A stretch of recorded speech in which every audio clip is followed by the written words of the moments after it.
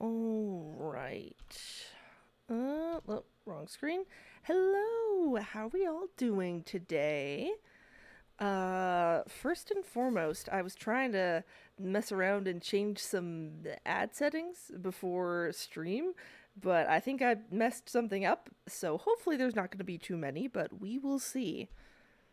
Um, yeah, gonna be honest, I don't have like super big intro thought out for this, so maybe we'll just get into it.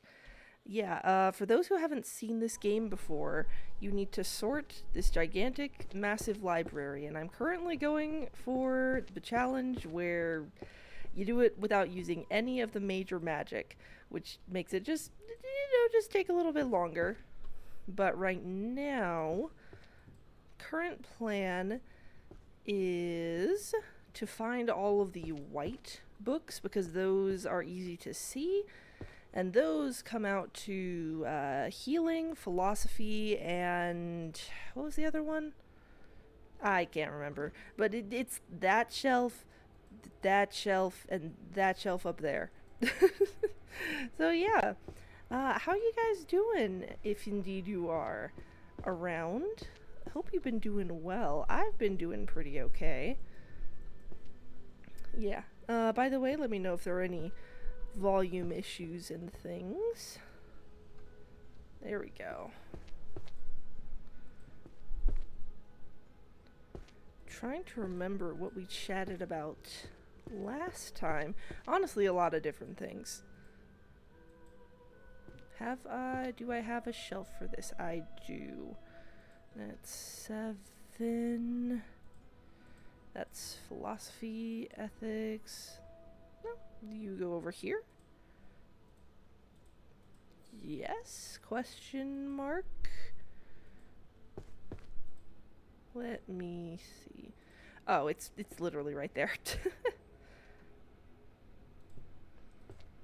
Yeah, I'm probably just gonna talk about some random things today, because it's where my brain is at. And what's currently on my mind is I feel like Mr. Beast needs, like, an events manager, if you know what I mean, because I feel like every time I hear a behind the scenes about like, something that happened on the set, not even just for the Beast games, just, like, in general, like, every time I hear about something, I feel like it's like, oh yeah, it took way longer than he thought it would, and like now everybody is having to stay up for like 9 extra hours as they try and readjust. And I kind of feel like maybe if he had somebody who'd done this before, that wouldn't happen. Is this what is it? Okay, that is a philosophy book. Okay. Like, I don't know. It's figuring out how to plan things and put them together is a skill, and no shade to Mr. Beast over here. Well, okay, maybe a little shade. I'm not gonna lie, maybe a tiny bit. But it's like he's been doing this for a while now, but it still feels like every time I hear about it, it's like, oh yeah, this one activity thing we thought it was gonna take like 30 minutes, but it ended up taking 3 hours, and we had to like do a whole bunch of stuff to adjust to make sure that we actually got to make sure we could actually get the stuff out on time. And I feel like some of the things he does, I just don't understand. Like, there was a video I saw recently. I don't typically watch Mr. Beast, but I was watching this one because I was watching Ludwig react to it. It was the grocery store one, whereas there was those people in the grocery store where it's like, stay in this grocery store for like a year or something, and you get I think it was like, how much was it? It was like $1 million, I think, or maybe it was like 500,000 or something. Where it's like, first of all, at a certain point, you kind of can't leave because then you've lost more money than you could have made by just going to your job. Yeah, the perks of knowing an accountant very well, we're able to calculate that. Let me just... Where's my holy texts? That's okay, here we go. Yeah, where it was kind of like, okay, but then I was really confused because at the end, Mr. Beast comes in and he's like, oh yeah, let's, like, how about this? If you guys eat, like, if you're in this grocery store for longer, I'm gonna refill this grocery store. And then we're gonna, like, if you manage to eat your entire way through this grocery store, then you will get even more money. And like, these people were like, yeah, we'll do that. And so I guess they're just gonna be in there for another however long it takes them. It just felt kind of weird.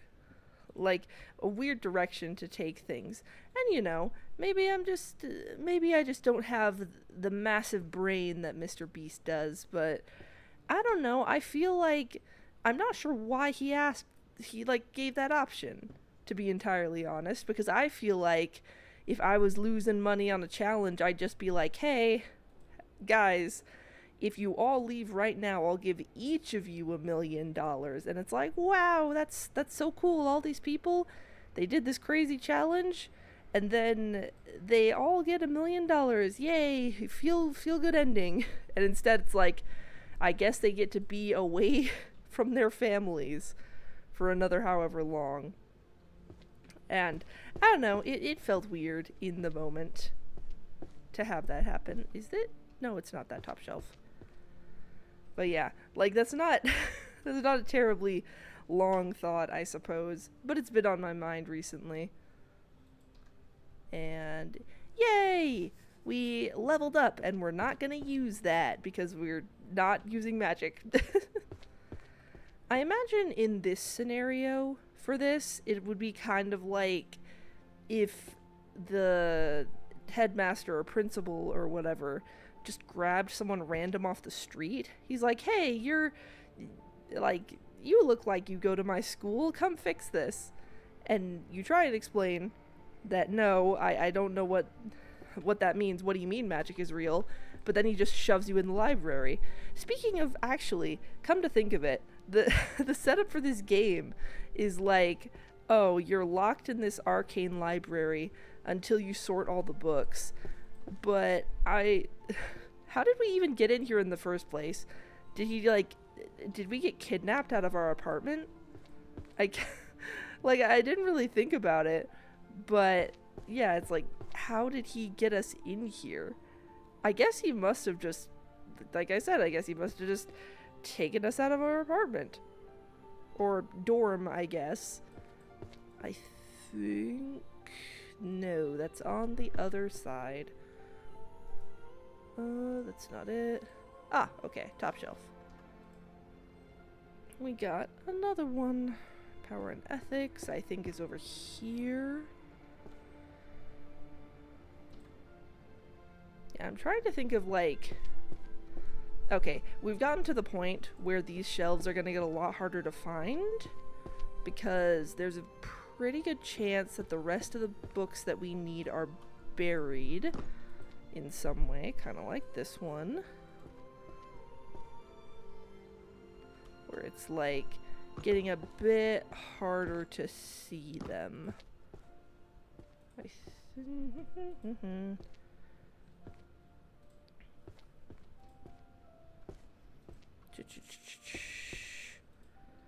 Yeah, you know what? Here's what we're gonna do. Nope. If it's not what we want, we're just gonna chuck it over the side. I'm sure this will have no bad consequences for us later. That is history. I'm just gonna leave that be, because I don't know where the history shelf is off the top of my head. Hello! Welcome to the chat, Minecraft. Nice to hear from you. Welcome, welcome.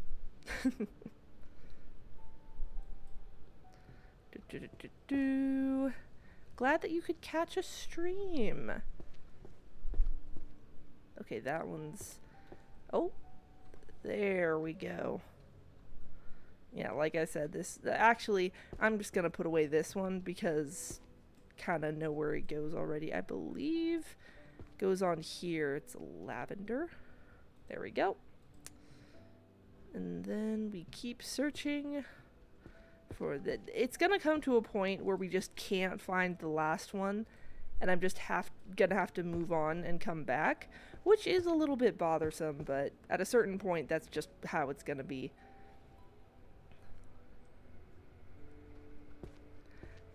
Legit just finished Hamilton and saw you were live and decided to stop by. Well, congratulations on seeing Hamilton. That's super fun. Yeah, that's awesome. Were you watching a live performance or the film one that they have on Disney Plus? I assume it was like a performance of some kind, but yeah, that is super awesome. That's super exciting. And thank you for stopping by. I am super glad to have you. Yeah.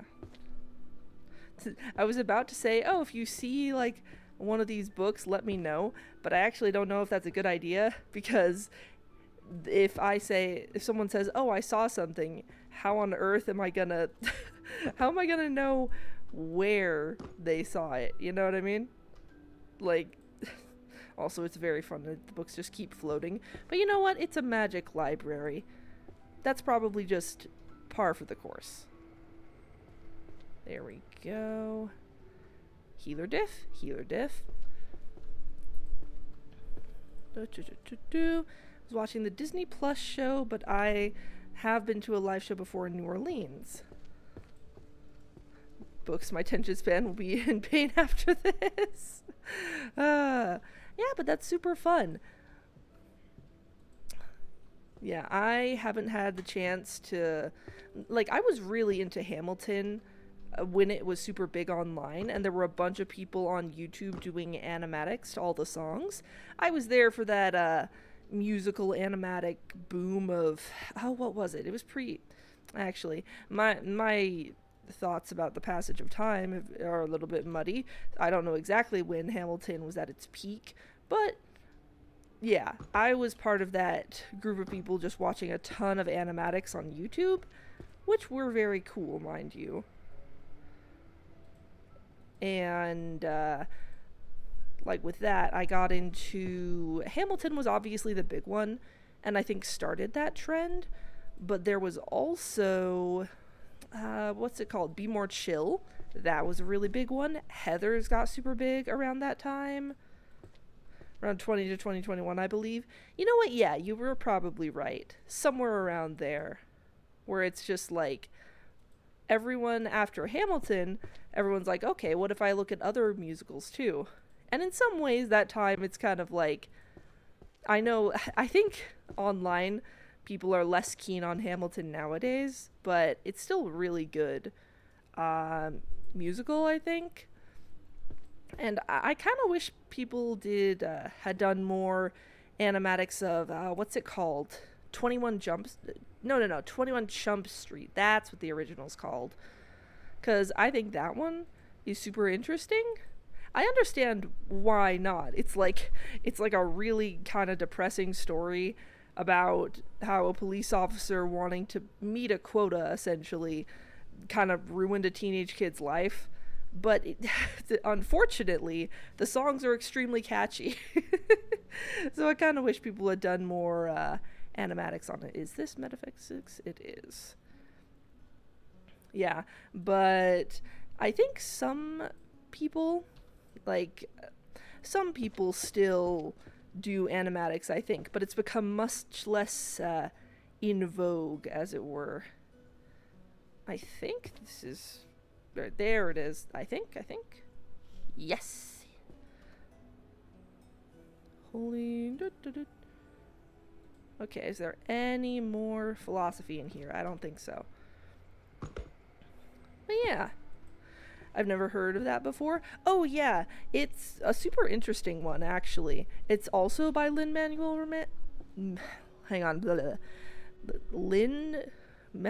Miranda.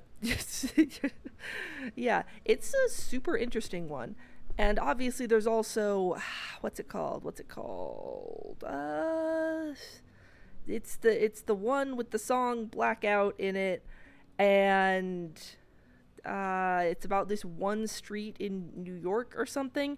That one's also fun. I like the songs from that. So you've heard of Hamilton. What about Scamilton? I'll have to listen to it. See, here's the thing. There's been a couple parody Hamiltons, and I feel like I know about some of them, but certainly not all of them. So you might have to explain exactly which one you're talking about. Right off the top of my head, I don't think I know exactly what you're talking about. But yeah, there is something interesting in the amount of, that's not it. There we go. In the amount of, and I guess it makes sense. Whenever something gets popular, everyone does, like, a riff on it, right? This is a healer. This is still holy magic. Hey, look at that. We're filling out the shelves. Honestly, like, I'm gonna be so real. I have no idea what books we're gonna look for next once we're done with all these white ones, but that's a bridge we'll cross when we get to it.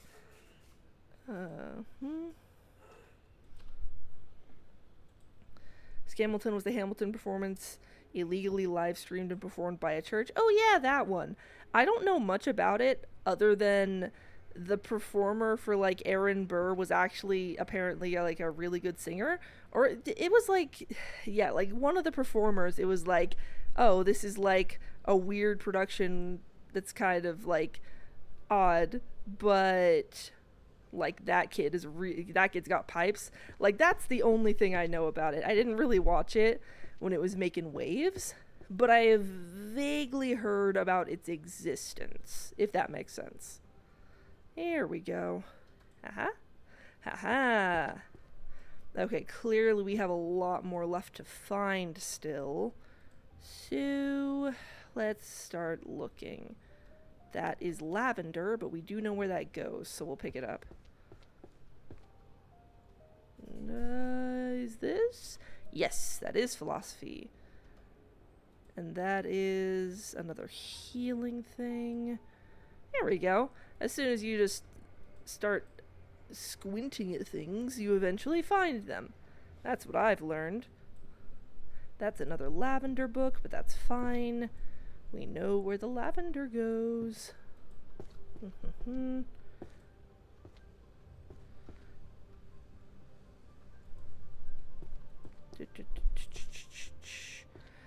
Yeah, there's... I'm trying to remember the channel that kind of makes musicals. I'm not going to say on a regular basis because taking musicals takes a while, but it's the most recent one I can remember from them is called Nerdy Prudes Must Die. Star Child. Yeah, that's I think what it's called. Yeah. POV, FNAF theorist, myself included, looking for the lore in the books. There's so many books. Exactly. So many books to look at. Do we know which ones are true? No, but that's never stopped us before. Yeah.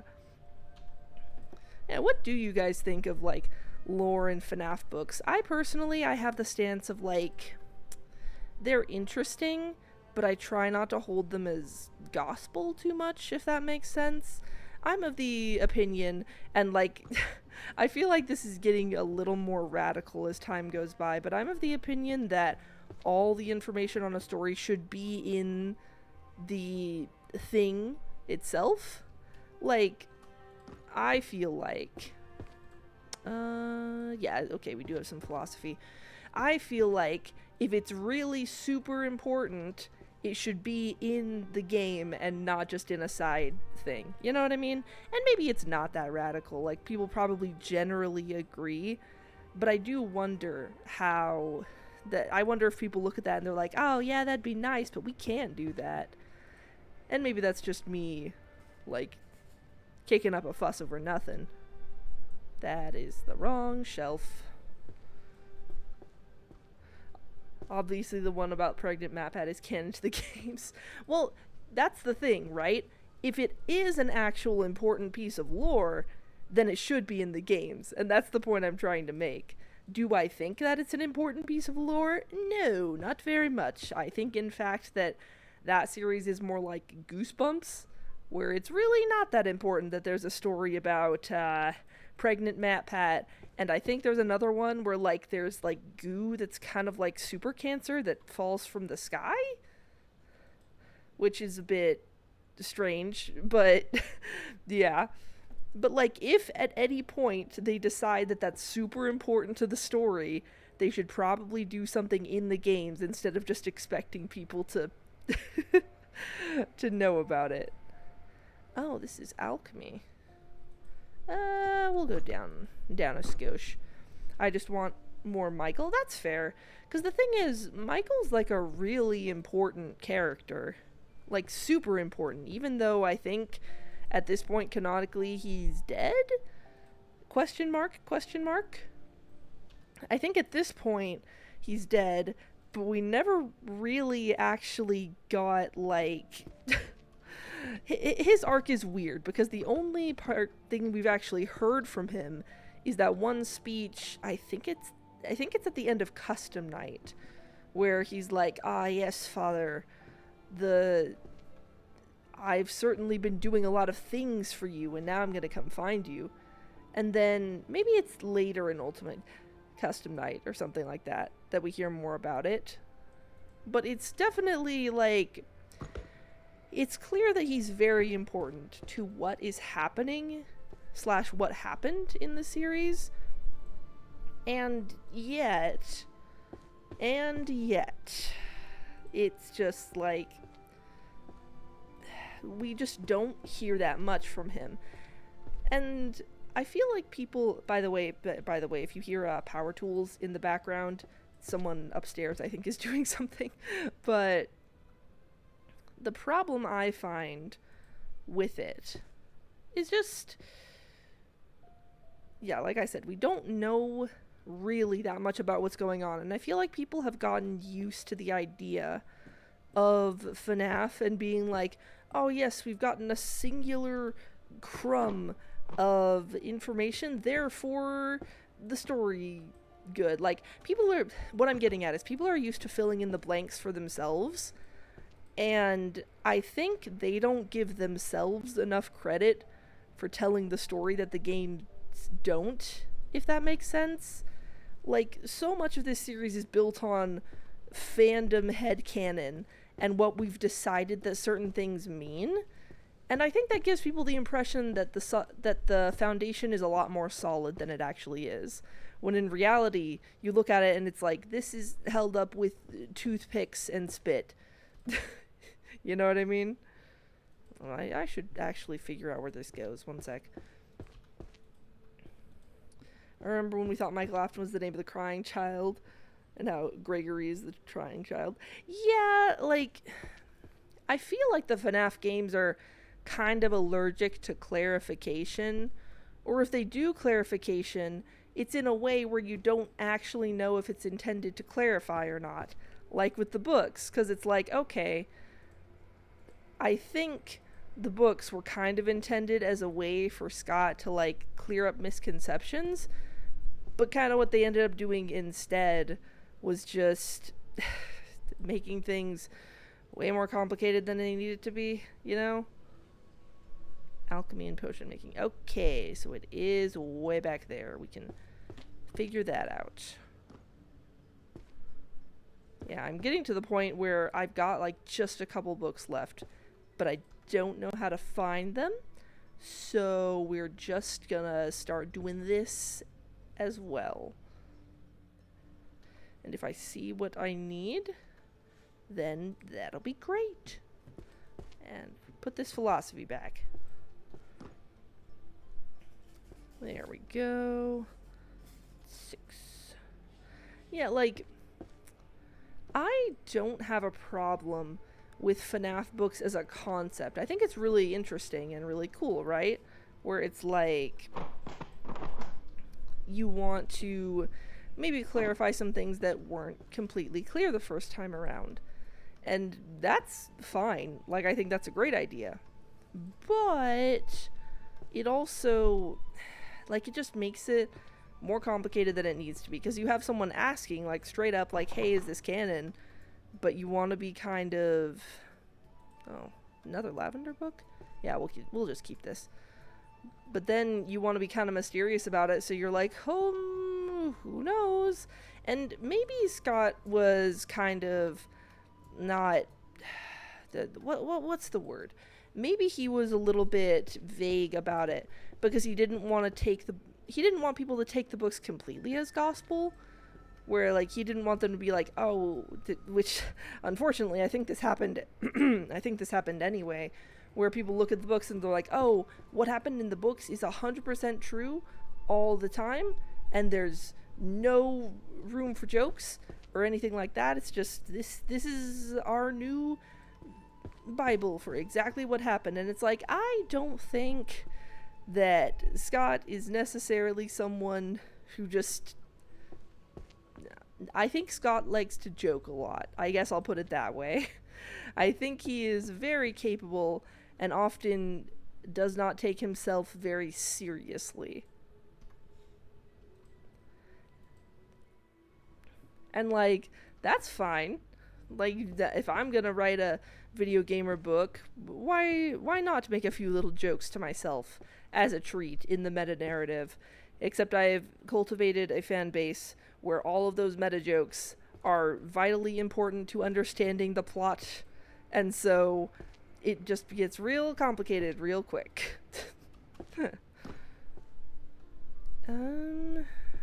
That is green. Is that? No, that's about a demon lord.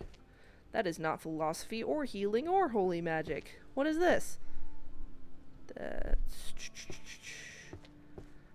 Yeah, I think probably I might need to move on to another series unless I want to... Ooh, wait a second. I see you. Haha.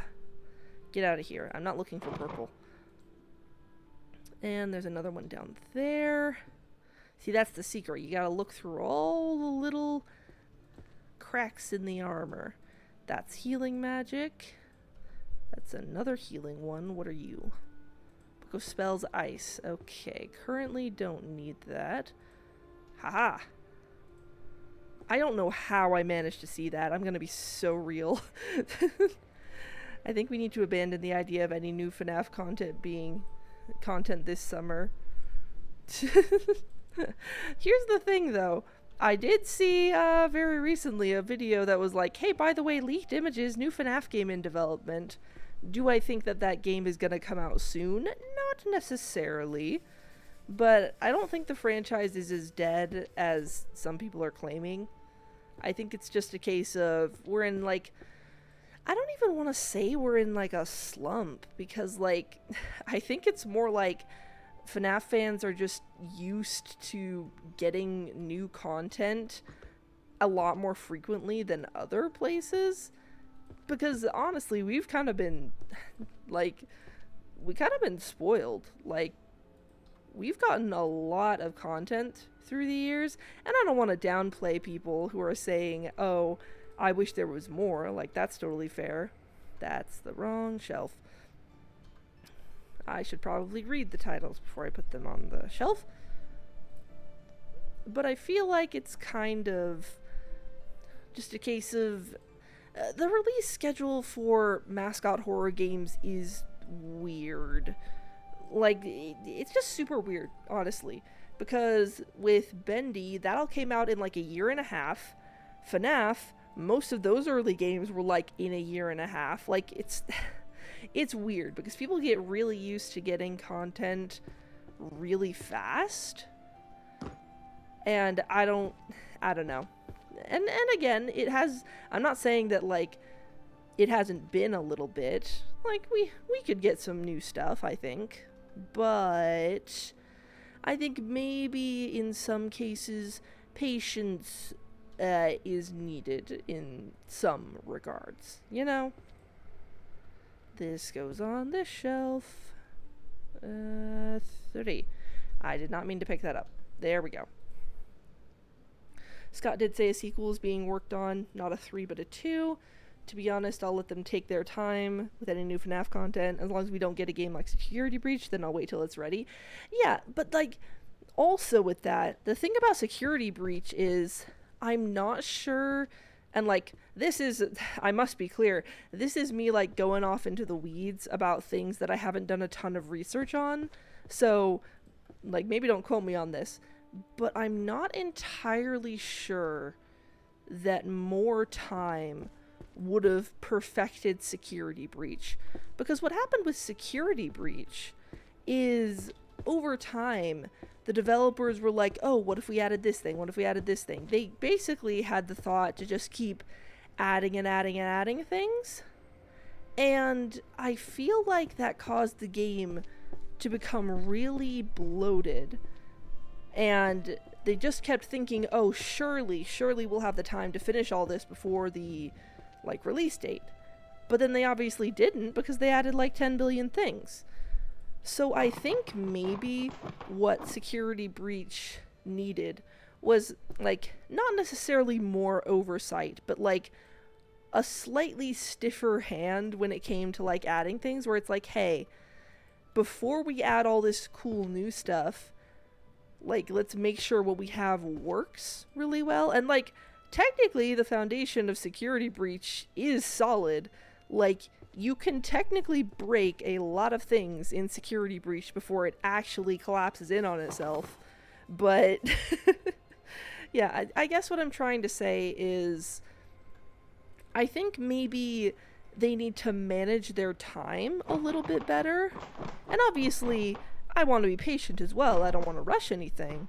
But I think what would help them more is realizing, like, let's see what we can actually do in the time given and work with that. Because, like, with me making videos, it's not like I can just make whatever, like, for something like the FNAF movie rewrite, the first one, like, I really crunched myself to get that done. Like, I pushed myself super duper hard, and like, I'm happy with the result, not gonna try and do that again. But what if I said to myself, oh, actually, I think I want to do that every month. I want to release a video like that. Which is a thing an insane person says, by the way. Don't do that. But if I decided I wanted to do that, and like I really wanted to, I could probably squeak out something, but it really wouldn't be super great. Like, I could do something that is maybe close to what that rewrite ended up being, but it wouldn't be super great. And like, I'm faster at making videos than I used to be, but I'm not a miracle worker. Like, I can't fold space, you know? I still have to look at my own limitations and realize, oh yeah, maybe I need to chill out a little bit with the everything, and if I want to do a project like this, it's gonna take a little bit longer than that.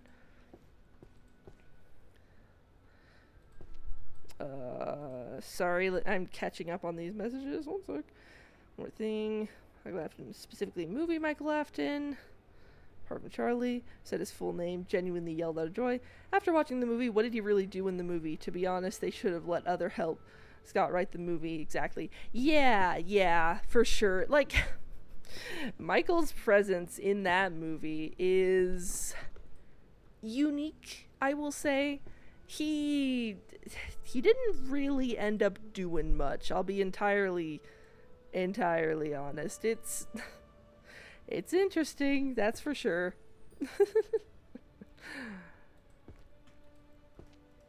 Yeah, and this is an economics book. Get out of here. Yeah, and when it comes to, like, Michael Afton and his place in the new FNAF movie, you're completely right, Minecraft. Like, he didn't really do anything. I think he was included because people knew that, like, he's a popular character. People like him, right? But he didn't actually do all that much. And I don't know. His presence was not foreshadowed.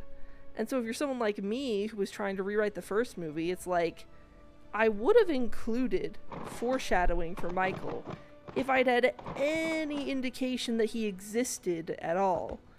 You know what I'm saying? but there wasn't an indication, so I just assumed that it was fine. And then the movie's like, oh yeah, by the way, nah, he's real.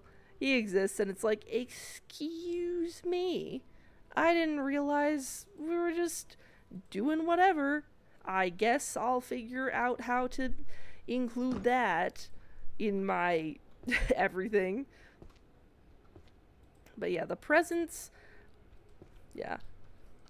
of Michael is maybe not the best, not integrated the best. Well, I gotta go finish my work. If I don't catch you live later, hope you have a wonderful day. Thank you. I hope you have a wonderful day as well, and thank you so much for stopping by. Yeah. You know, honestly, like, when it comes to characters in FNAF, I feel like there's this... I was talking to a friend about this recently, where I'm starting to realize as I get older that even though the story, like, it might be better for the story if we stopped trying to explain the past and just focus on the future. Because you can... Here's the thing. If FNAF wanted to, it could just keep stapling, like, bits onto its previous timeline forever. And I really don't think that's the best idea. Like, I didn't really realize this until I was talking to them, but that's basically what FNAF has been doing for the past little bit. Rather than telling their own story and actually figuring that out, they've instead just been like, oh, but if we go to the 80s, this is what happened. And if we go back to the 60s, this is what happened. And all that sort of thing. And it's just kind of like, did we really... Do we need to actually explain this? Or is it fine and we can actually just tell a story now? You know what I mean? And I don't... Like, I've never made a game, right? Like, maybe one day I will, but for now, I haven't made one. And I know it's very hard. But it's just... every time, like, the more I think about FNAF, the more I'm like, did it really have to be this way? Was it really necessary for it to be exactly like this? And a lot of times, the answer is no, it didn't have to be that way. They just kind of did it like that just 'cause. And that makes me, it's a little bit irksome, I will say. Also saw what your next video thumbnail might be. Can't wait to see it. Thank you so much. I hope you enjoy it when it comes out. And I'm looking forward to sharing it in the next couple of weeks. Yeah, very excited for that. Okay. I think at this point it might be... Oh, never mind. I found another white book. We're gonna keep looking for them. Yeah. That's history, I believe. Should actually... Alright, pick up the history books. Let's figure out where these go. Let's stop ignoring them. Let's figure this out. Also, I know where this goes. This is life hack magic. Let's just pop on over here and we'll just shove that in there. Alright. Let me see. Yeah, I've been thinking a lot, like, the video scripts I'm currently writing, I need to refocus and get those done. But I've also been thinking a lot about mascot horror, and specifically Bendy and the Ink Machine, because I played the first one recently, and I'm planning on playing Bendy and the Dark Revival. Maybe I'll do that one on stream, I haven't decided yet. But I am planning on playing Bendy and the Dark Revival, and, oh man, that was just a reflection. Boo.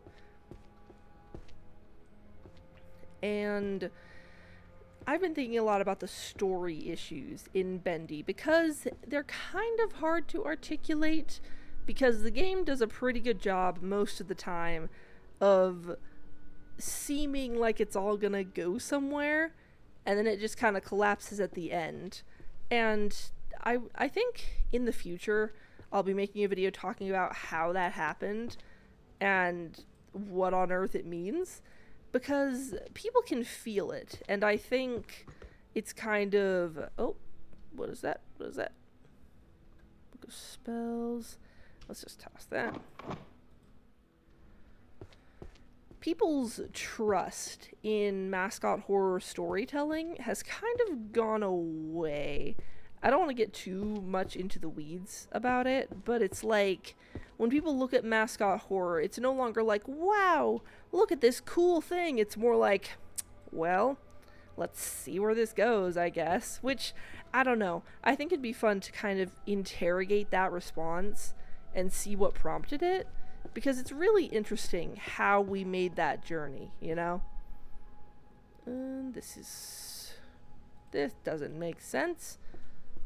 Oh wait, it does make sense. I was just looking at the wrong shelf. Okay. Let's see. Okay, we got philosophy, and then I should really go and figure out where the history books are, because that's actually important. Alright, jump on down. Where is the history shelf? It might be upstairs. I think it's upstairs. I've noticed that the bottom floor is more like magic-y... surreal's the wrong word. Like, magic-y fantasy things, whereas upstairs it's like economics and sociology. History, okay, 2N. Okay, that little half L. Awesome. What are you? Okay. We also need that one. Yeah, okay, now we're going to be looking for these history ones. Plus, what are you? That's archery. But I also know where archery goes, so we're going to grab those two. We've moved on from pure white books into white with a border. Okay, I'm just going to ignore that for now.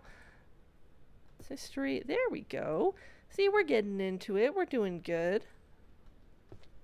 Yeah,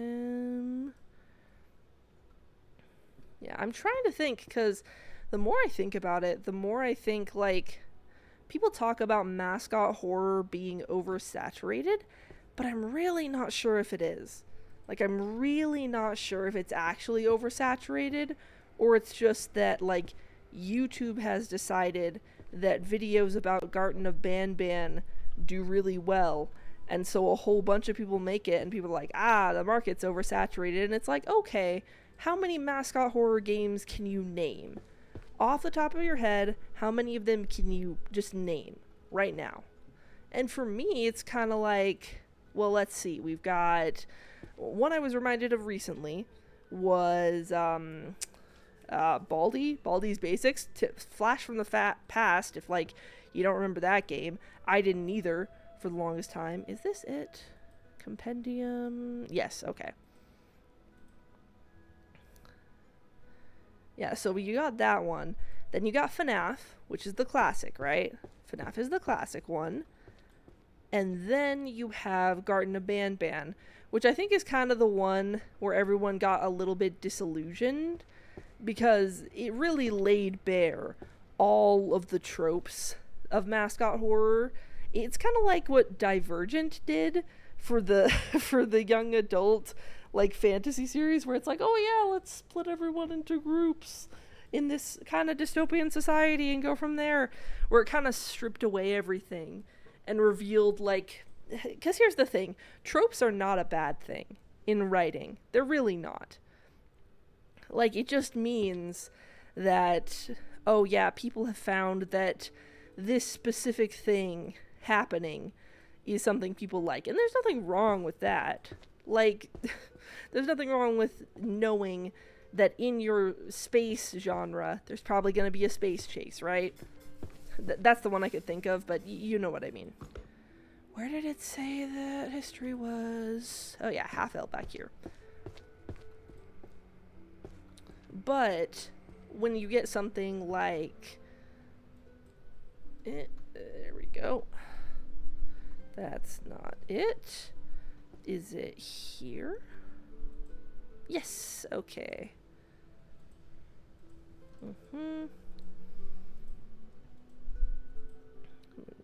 History of tactics and magical warfare. Nice. Oh, what was I talking about? Oh, yeah.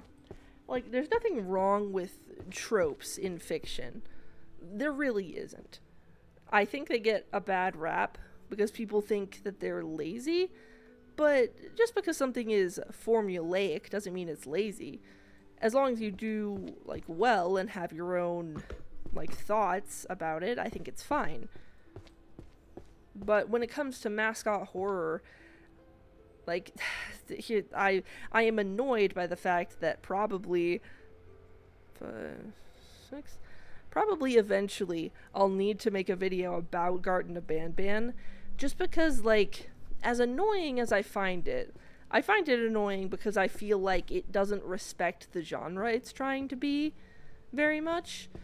But in a way, that's what made it so influential. It was kind of like everyone looking at mascot horror and saying, like, wow, yeah, we really have a lot of the same here. And that makes it important to, I guess, the history of the genre, even if it makes me annoyed that it exists. But, yeah. Like, I am annoyed that Garten of Banban exists, but if it didn't exist, I kind of feel like mascot horror, it would have just been more of a... Well, I was about to say more of a slow death, but I don't think mascot horror is dead. I just think it's a little bit like FNAF. We're in a bit of a slump. And, hey, hopefully, with the coming out of something like Indigo Park Chapter 2, we can maybe see some innovation, see how people take these ideas and do something new with them. I didn't mean to throw that last one. Because I feel like in the years that mascot horror has existed, there has been, like, less innovation than there should be. People are kind of just like, I'm gonna make a FNAF clone and go with that. Excuse me. And I understand why, because Five Nights at Freddy's games are very simple at their core. So if someone came along and was like, I want to figure out how to make games, the FNAF formula is a very easy way to do it. And there's really nothing wrong with the formula. Like I said, you can follow a formula and make something really good. But at the same time, things like the Dead Seat, I think, kind of show us how the formula can be expanded upon. Like, it's just a location change, really. But it really does show you, like, even a little change can be... I know where the monster shelf is. I'll just drop this off on my way. Yeah, it really shows you that making even a slight change can make something feel really fresh, you know? Wait, what was that book called? The Mage Who Changed Jobs to a Sweatshop? Well, why did you do that, pal? I feel like maybe you're not taking care of yourself if that's what you decided to do. Then again, maybe it was an accident. Let's go 5. There we go. And you know, in the past I've had ideas for video games, I've just never really, like, done them. And maybe I should. Maybe in the next... like, I'm not gonna have spare time in the next little bit, because I am planning to do a lot of things. But eventually, when I have spare time, maybe it might not be a bad idea to just go for it, you know? Because if you want to make games, you kind of just have to start. That is physiology. Is this the monster shelf? I don't know for sure, so we're not going to worry about it. Nope, that's not what we want. Gonna pause for just a second to grab a drink of water.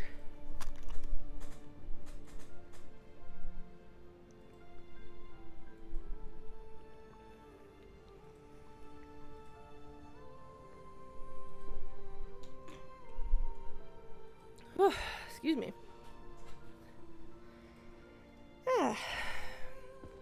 And you guys should grab water too. In the case that you haven't, you definitely should.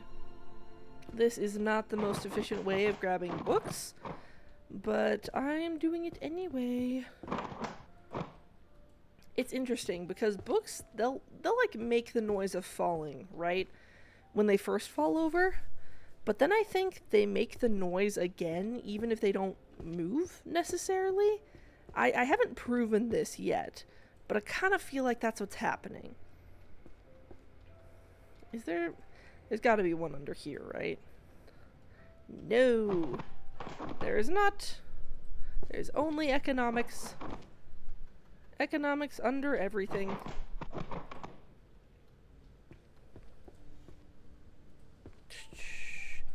It's probably just somewhere in this massive pile of books. Yeah, because I'm trying to find the last couple for that shelf over there. But it is getting much harder to find. Okay, so maybe let's change tactics. What's a really obvious book we can find? Ooh, okay. Alchemy, that works. I can go with alchemy. Maybe also a really rough book like this one. Sure. We'll just grab that one. I know there's magical items over here, so... Magical artifacts and enchanting, that's 1G, that's like right there. So let's see if that fits on that shelf. E, G. Okay, that is the correct shelf. Perfect. Yeah, you know, you gotta kind of pay attention to these books because after a while they all kind of start to look the same.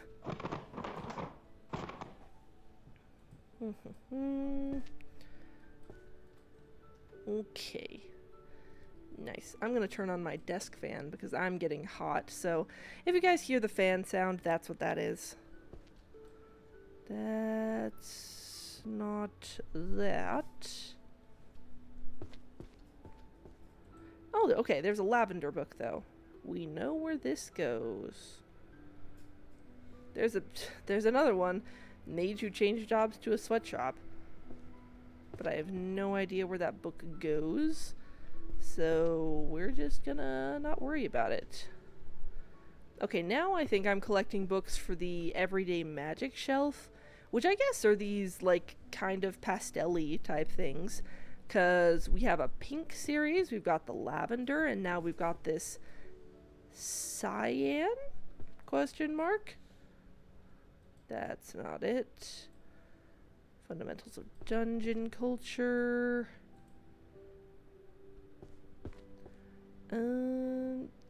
I think this is also one of them. Compendium of Useless Magic from Around the World. We'll put it on the shelf, and if it gets mad at me, then we'll figure it out from there. There's another one. This might complete the shelf, actually. Can I please go up? Thank you. Yes, it does complete the shelf. Perfect. Yeah, because we've got 1, 2,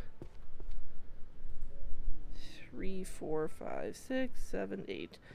Okay, it came out to be more books than I was expecting, but that's okay. Eventually, we will find all of these books. That's not it. I keep getting, like, thinking to myself, oh, if I just start grabbing that series, that's easy to see. But I must remain focused. Because if I don't, no one will. Is that... Okay, that's not a border. I was thinking also of looking at the heart books, but I think those probably won't be as obvious as I think they'll be. Yeah, that's the funny thing. You start looking for a specific book and suddenly it's nowhere to be found. 10, 9, 8. Nice. There's another compendium of useless magic. Yeah, because I keep seeing books where I'm like, oh, I think I know maybe where that goes. And maybe I do. But if you get a whole bunch of books that just go to completely different shelves, then I think you're probably not being as efficient as you could be. Just as a general thought. Okay, let's see if this actually goes. Okay, good. Okay, good. That's 9, 8, 3, 6. That's the wrong one. Let's go up further. 1, 2, 3, 4, 5, 6. Nice. Then we got a lavender and another of these. Hey, we completed a shelf. Once again, getting closer to a level up that we will not be using, I don't think. That's not it. There we go, that's what I was looking for. And I'm just gonna chuck this off. I do find it funny, the effect of just throwing the books off the shelves. I think that's pretty funny.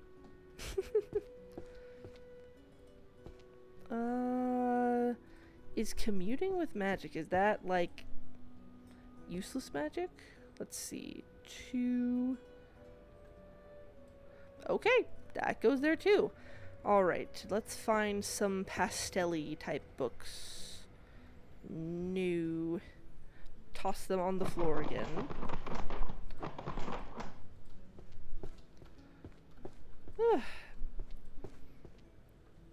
Okay. Oh, it does this sometimes. Or sometimes if you do something too fast. Even though I've already, like, I've seen these tutorials before, so I don't know what it's going on about.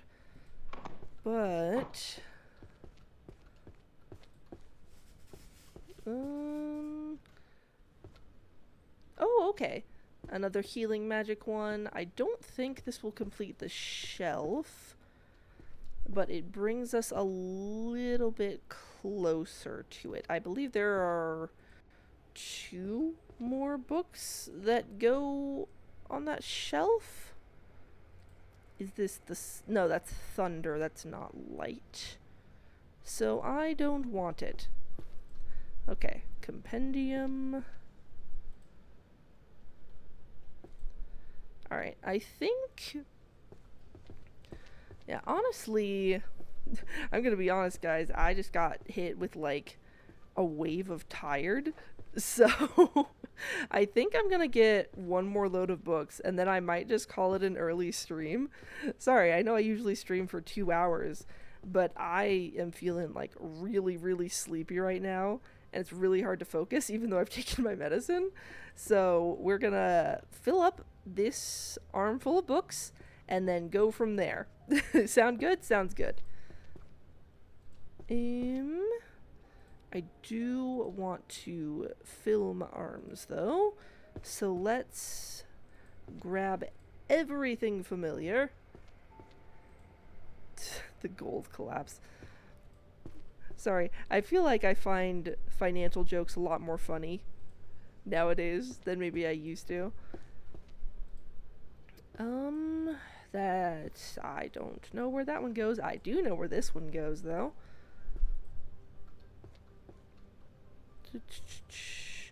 I know where that one goes, but wait. That is not the book I thought it was, so we're not gonna worry about it. Yeah, by the way, if you want to know, like, how I'm seeing the titles of the books, when you hover over it, right at the bottom, you can see, like, the title of the book when you hover over it, which I think is magic in and of itself.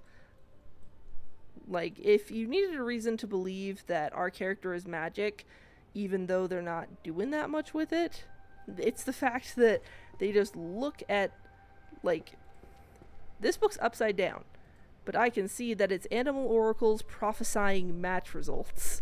Which, hang on, prophesying match results. Okay, based on the book title, that kind of just sounds like you're guessing the end to, like, dog fights and rat racing.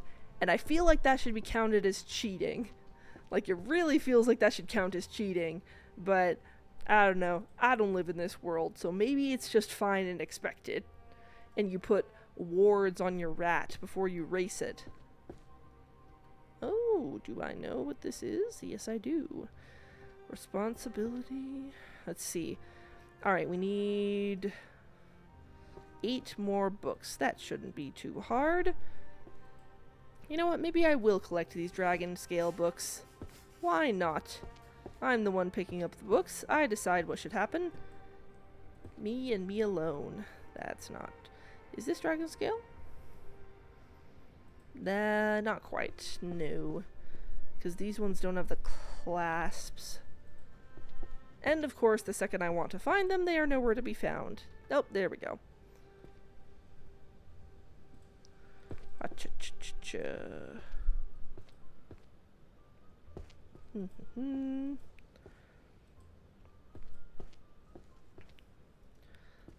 Alright. You know what? We're just gonna go with this. Encyclopedia of Dragons. You go on the shelf. On the very messy shelf. You know, you're gonna go in the front because everyone likes dragons. And if you say you don't like dragons, I squint in doubt at thee. I gotta check the map for this. Where do these go? Okay, 1G. Okay. Inner shelf over here. There we go. Go down to these.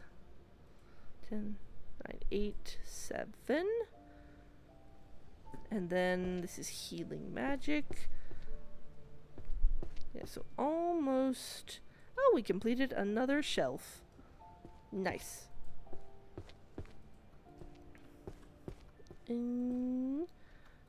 Got 1. Then we got ethics and 2 on the everyday magic shelf. Perfect. I think... Will this complete the shelf? No, we got a couple more, but that's okay. Watch as I leap across. Okay, I almost didn't make that. We got 4, and this will be 4, 5. Okay. My arms are now empty. We've been able to do it. And, yeah, like I said, I think I might call this stream early because I just got, like, really, really tired. But, yeah, thank you to everyone who was here for the stream. I really appreciate it. The next week, I believe I'll be streaming after the newest video drops. So, yeah, super excited for that. And, yeah, you guys take care of yourselves. And I'll see you guys later. All right, you guys take care now. Bye.